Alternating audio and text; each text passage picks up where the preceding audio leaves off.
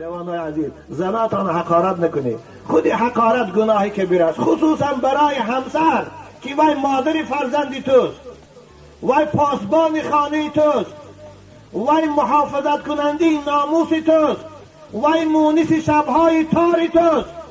او را حقارت کردن و دشنام دادن، این لعنت خدا را به خودتان آورده دستید.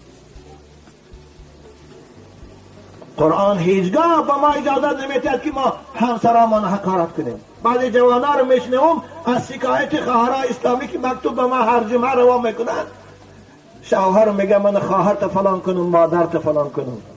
جوانای عزیز، مادری خانم برای تو مادر میشه. ای ناجوان مرد، وای مادری خودت است. پیغمبر خدا گفت لعن الله من سب والدیه، خدا لعنت کند کسی که مادرش حقارت میکند.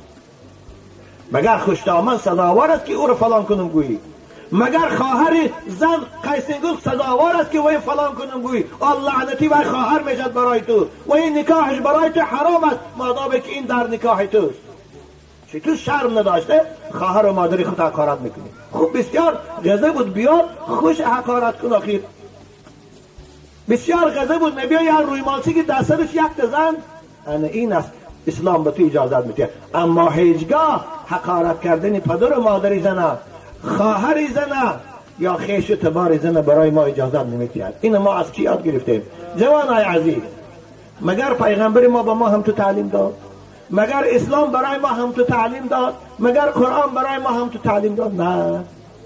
این سببی از اسلام دور شدن ماست، سببی از قرآن جدا شدن ماست، سببی از مسجد دور شدن ماست. بنابر جوانای عزیز، همسراتان رو دوست دارید، همسراتان حرمت کنید. بگاهی که از کار می بیایید، جوانای زیبا، یک دانه گل یک سو میستد، 50 تیم میستد، بخرید هم ماشین بیاره همسرتان که از در آمده السلام علیکم گفته دست دیده، یک بوسش کنه ببینه چی محبت پیدا می شود. امروز جوانای ناجوان مردی ما برای زنهای فاحشی کوچه $100 دریغ نمی دارن.